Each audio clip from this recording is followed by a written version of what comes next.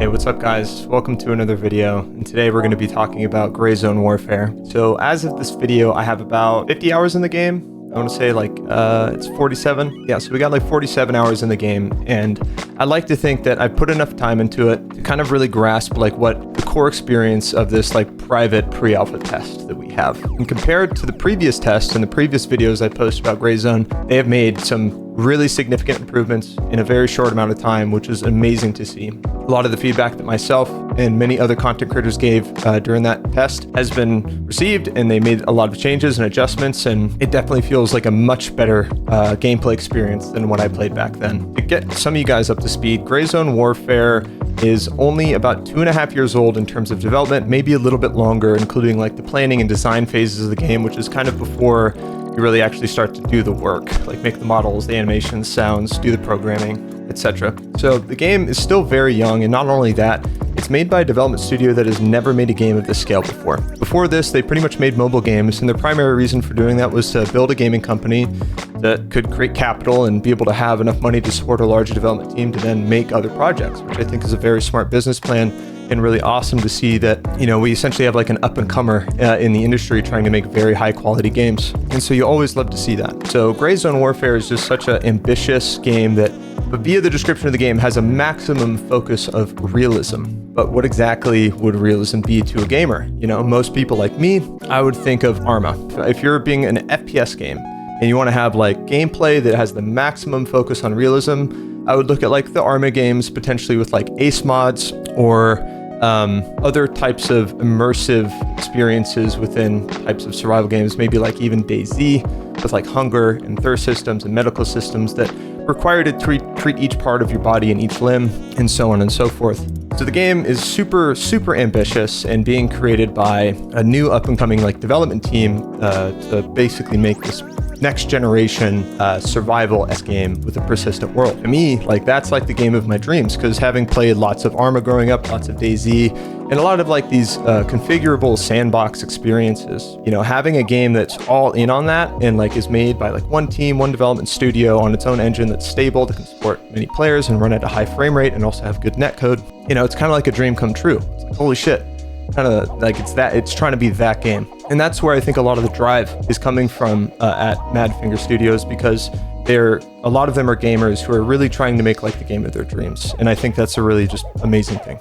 So to get into some of the positives about Gray Zone, it is by far one of the best visually looking games I've ever played. Like, holy crap, the game looks incredible. Not only that, it actually runs quite good too. Granted, I have a 4090, I have a Starforge PC, you know, those things are pretty strong. The Voyager Creator Elite 2, so we're rocking a 13.9 i9 as well as a 4090 with, you know, DDR5. So it's a pretty high-end rig. But we're able to play the game at 1440p with pretty much high to max settings while using frame generation and DLSS, and we get about 150 frames, which I find to be pretty impressive, especially for a pre-alpha. Most games, even on my system, wouldn't even run that good. And the game has the graphics to boot as well, which, you know, to me, if you can't necessarily run the game with the best frame rate, the game at least has the graphics to kind of back that up. It doesn't look like shit and also run like shit. The game also has really great bones. You know, there's a lot there to be built on. Overall, when you play it and you kind of get into it for the first time, it's going to be pretty awesome. You're like, wow, this game feels really good. Like, your first impressions, I would almost guarantee, would always be good if you're the type of person who likes these, you know, mil-sim style survival FPS games. So hopefully the developers can build on that and really make a game that's truly incredible, that can, you know, solidify their vision as creating an FPS with the maximum focus on realism. Overall gameplay, shooting feels pretty good as well. Like, once you go out and start customizing weapons, making some money, you know, learning the medical system a bit and understanding how that works, it just, you know, again, feels really well put together. The guns are really customizable. There's a lot of different attachments for you to choose from. There's only about 9 guns in the playtest so far, but they're all quite modular, so you can try and find a gun that you like and just, you know, customize it to your liking and edit the stats that kind of meet the playstyle that you're wanting to achieve. The medical system is also quite in-depth too, simulating all of the organs and bones and blood that your, you know, character would have, you know, because the game is trying to be a very realistic shooter, so it would make sense to have a very realistic medical system. However, like, obviously if it was real, like you get shot once, you'd be in bed for a week, and nobody's trying to do that, right? So obviously that wouldn't be fun, so things are scaled differently. The medical system's fun. you have to use surgery kits to repair your organs. You need splints to essentially repair the bones that you have. You have to stop bleeds. You have to manage your blood. You also have to manage hunger and thirst and other like metabolic components within the gameplay when you take certain meds that can essentially give you debuffs and intoxication. So the medical system is really fun, and I have honestly enjoyed it a lot. And the better thing about it too is not only is it immersive and feels realistic, it's very accessible and pretty easy to understand. Once you start getting into the later levels of gameplay and you start finding more advanced medicine, you can kind of see how it plays out, almost like Stalker, where when you're taking these stimulants, they have usually a pretty strong positive, but oftentimes an equal negative. So that this way you have to kind of make proper decisions depending on what drugs you're going to jack up in your character. And then again, you have to manage the intoxication too, which can have some severe negative effects on your tune. So those are pretty much most of the good things about the game. It feels really good in its current state, but it needs a lot of work.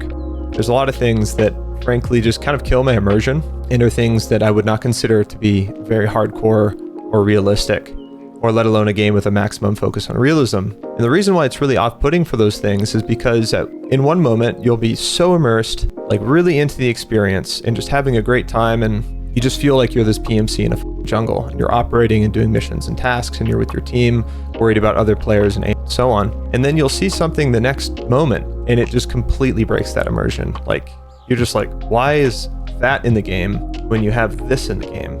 So to get into those things, first I think we're going to get into one thing I would consider incredibly important for any game, regardless if it's in a pre-alpha or not, is the sound. Sound design is crucial. Many people who look at Gray Zone Warfare are going to be most likely Escape from Tarkov players or players like DayZ, or people who have played Arma looking for a open world sandbox FPS game. And sound in a high risk sandbox FPS game, you're going to need audio that allows you to gain information in ways that would make sense in a realistic game environment, right? For example, you can have another character sprinting, and once he gets 10 meters away from you, you can no longer hear his movement, and even if he's sprinting through large bushes and foliage, you still can't even hear him with active headsets on. Gunshot audio is also very underwhelming still. Compared to what I played a couple months ago, it's improved significantly, but frankly, it just needs a lot of work. They still feel kind of flat. Getting shot at doesn't really feel super intense, and sometimes the report of gunshots sound kind of strange. For example, a suppressed M4 only plays the supersonic crack, and it plays that crack from the position of the gunshot in the environment. But what's weird is that's the sound that you normally hear only when you're being shot at, or if you're around the direction of the supersonic projectile traveling to play that sound in your, area. Whereas if I'm very far away from somebody and those bullets aren't even in the vicinity around me, why would I be hearing a snap that means that gunshots are in your direction? And so that can be, again, maybe it's because I know firearms really well, I know how they sound, I know how they function, I know how they look and whatnot. And so hearing that in the game for me is just kind of off-putting. It is great that it's not completely silent though, to give it a positive. You can still hear suppressed gunshots from very far away, and it does help you ID players. But the type of sound that is played, I don't believe is very authentic, and it could definitely use some adjusting. On top of that, loud gunshots also don't feel really intense. When people are shooting inside of buildings, it just kind of sounds like bang, bang, bang, bang. It's just very not loud at all, and it doesn't really have that intensity I feel like it needs to be. And so because sound is so important and it needs to be thoroughly developed, especially considering most of the people who would look at this game have been playing Tarkov for 8 years, and that game still to this day doesn't really have audio that works well. Granted, the game sounds very nice. Tarkov has wonderful audio samples for various different things within the game, but in terms of its functionality is quite poor, and Gray Zone has that problem right now. If you're not able to hear people within 10 meters away from you moving very quickly, that's kind of a problem. Because there's so much foliage in the game, you're not able to see very far all the time. Audio is going to be crucial for you to be able to find and fight other players in jungles. That's just how it's going to be. So I'm sure the audio will get improved over time, but I really hope to see some significant improvements beyond early access, more so in the functionality than the actual sound specific sources, because I gave the example of the suppressed M4 being shot earlier kind of sounding incorrect. That's not super important. It's still functional, but I, again, hope to see that change. This stuff is more so for player movement and just how you can hear sounds indoors and outdoors and vice versa, how they're traveling through the environment. To give you another example of that, there's a bunker on the map, and if players are 3 stories down underground in a bunker, you can just hear them talking clear as day if you're outside. There's not really any occlusion for the VoIP throughout the environment and certain sounds it plays, even like footsteps and movement. It doesn't really like get pulled out of certain areas where it really should be. Like sound shouldn't be traveling through a bunker like that. If anything, maybe if somebody threw a grenade, downstairs, maybe you'd hear it if you're right at the entrance. But, having a great sound stage is critical for having a really good PvP game or any type of hardcore game with an emphasis on realism. Because again, that is in the game's description, and I'm going to mention that a lot throughout this video. So audio definitely needs some work. Not only that, is it underdeveloped in terms of like the gameplay aspects of sound. The immersion of like the environment can be a little weird, especially after you just like play long enough. For example, like your first couple helicopter rides, they're great. But after a while, you're like, wow, this helicopter is really freaking loud. I don't want to listen to this for 3+ minutes, because there's many flights in the game that you can have that can easily be 3 to 6 minutes.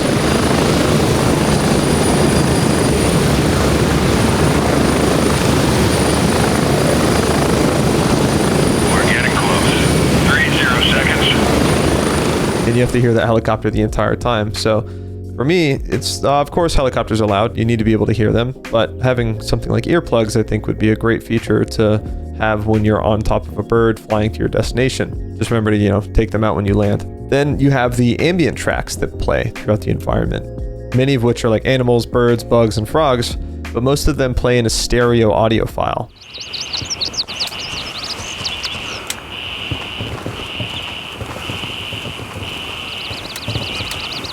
It either goes in your left ear or right ear or both. No matter how you orient your character or position yourself in the game environment, these sounds don't really change. And that can be very weird. After a while, you just kind of start to hear the frogs. You just constantly hear the bugs, the flies, and they never go away. It's just always in the same spot.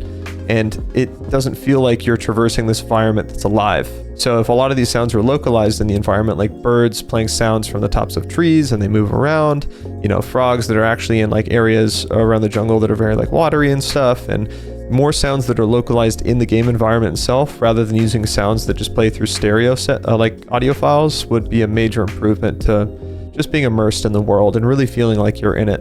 So that's really all the critical things I have about the sound.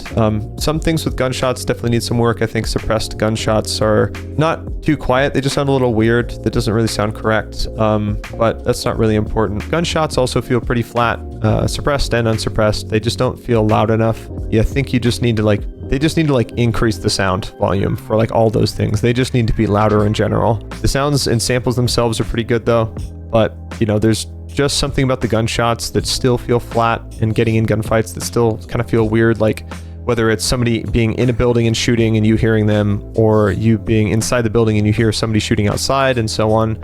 I just hope they can make that soundscape as immersive with the gunshots as possible. Next, it's kind of something that has to do with animations, more so player movement in general. Environmental traversal feels very odd. It doesn't really feel good to walk uphill or downhill. You can't really see the difference between that type of movement, and I feel like, again, that's kind of necessary in a realistic game, because going uphill wearing a bunch of gear is going to slow you down and make you consume more stamina. Going downhill with the same kit is also going to be it's going to be a lot easier, and wouldn't have these negative drawbacks. But overall, environmental traversal seems pretty rigid. You get into a lot of situations where you'll walk in front of something or to something, like a bag on the ground or like a bucket or something, and normally your character would just kind of step over it, but you just get stuck and you can't move at all. And that to me is a pretty big detriment to how fluid the game can feel, because being able to naturally traverse your environment, I think, is pretty critical for not only having an immersive game, watching other characters move the environment, but being one that you can play. So this way you don't have to worry about very minute rocks or logs on the ground stopping your character's movement when you're trying to say run to or away from a gunfight. But then you have the high ready sprint, which looks good, but kind of looks corny. It's weird. It's it is a technique that people use in real life. It is a technique on how to run with a firearm. But when you see everybody running at the high ready all the time, it just feels kind of corny. It feels like it's Call of Duty or something. Just there's no sliding, but instead there's the jumping and bunny hopping that you can do instead. And when you're in a situation where you see a guy, you're stalking him for a while, you land a couple shots on him once he finally slows down, and the second you got those 2 shots off, he goes to the high ready sprint for a split second and then jumps in the air a meter up and 2 meters forward into some bushes, and then he's gone. It's what the heck? I was just so immersed. I was so lost in the sauce. I felt I was this badass PMC in the jungle about to stalk, like, you know, somebody he's supposed to kill. And then I shoot at the guy, and then he just like jumps in the bush like he's a deer wearing full kit in a massive backpack. And it just seems incredibly out of place. And so I hope stuff like that gets another look, because it really just feels like Call of Duty at the end of the day. But for me, that's really just like a big one, is that jump in the high ready. I just think they gotta go or be changed. Like, personally, I don't think high ready sprints are bad in games. I just think it'd be better if it was like more of a mechanic. Like, for example, like Modern Warfare has, like, you have sprinting and then like double tap sprint, the high ready sprint, which like consumes more stamina, but you move faster, right? I think something like that would be a lot cooler, rather than just like everybody always running at the high ready sprint. And there's extra mechanics that you kind of add onto that. Like, you know, maybe when you stop after high ready sprinting, it takes a little bit more time for your weapon to get full steady, because you just, you know, completed a very aggressive movement. But other than that, like, you know, animations are good, and I think their team should be very proud of a lot of the work that they've done so far. But jumping in high ready, we gotta do something about that. So having some variations within that movement, I think, would be really cool. To bring up Tarkov does have a nice feature, just for the sake of visual variety, is depending on the length of your weapon, your character runs with it and holds it differently, which I think is kind of cool. Granted, EFT doesn't really use that to their advantage, because it offers zero gameplay effect whatsoever. It's all just visual and based on how they look while they're carrying the gun. I think EFT is missing a big opportunity to have like more variance in gameplay in terms of how that animation affects their weapon and their character. But I digress. You know, this video is about Gray Zone Warfare. So, you know, it's just some of those animations look a little weird, and just like seeing anybody run around at the high ready, it's kind of corny or tacky, I guess. That's the only way I can really describe it. But again, it's not like a core issue or anything that's super critical that I think like makes the game unplayable. But as somebody who is looking at this game trying to be very immersed, because it's trying to sell me as a shooter with a maximum emphasis on realism, like that's the kind of stuff that I would expect to see. The major issue with the gameplay right now, like, and this is number one, and I wanted to talk about things that were frankly less important first, because, you know, we got to save the best for last. The main issue is the core progression that we have currently. All it is just Tarkov tasks, like literally one-to-one. Okay, I shouldn't say one-to-one. They're not exactly the same. It's in an open world environment. There's obviously different quests and story, but in terms of how it feels the same. And in a game where we are 16v16v16, and we have potentially 15 other players on the same team that are part of our faction that we're supposed to be able to progress with, you can't actually really progress with them. The most efficient way to play the game is to literally play by yourself, and or maybe ask somebody if they have a key to open up a room for a quest if you don't have it yourself. And that's really the only social element of this game's progression right now. Granted, you can travel in a team. Having more guns and people to watch your back is always a good way to have more survival. But when I have done 30 quests and my friend is just now starting the game and hasn't done any quests, and I want to play with him, in order to help him progress, that means that I can no longer progress and do my missions, because the areas of the map that I have to go to, he hasn't gotten to yet, nor has the quest to do yet. And so if I want to help him, I now have to stop my progression. Whereas if he wants to come with me and just play with whatever I'm doing, he no longer can progress anymore. There's no area for collaboration with these tasks and missions. When you go as a group to an area and you have to kill X amount of enemies, guess what? If one of you kills that enemy, none of you did. Only that guy did. So now you have to share kills. And that's frankly boring and not really a great dynamic gameplay loop in terms of playing with other people, because you have to stop progressing in order to help somebody else. And it means that you essentially have this FOMO effect, where if you haven't caught up enough to do these missions, you no longer can progress. And that feels bad. There's nothing to be built upon like as a team.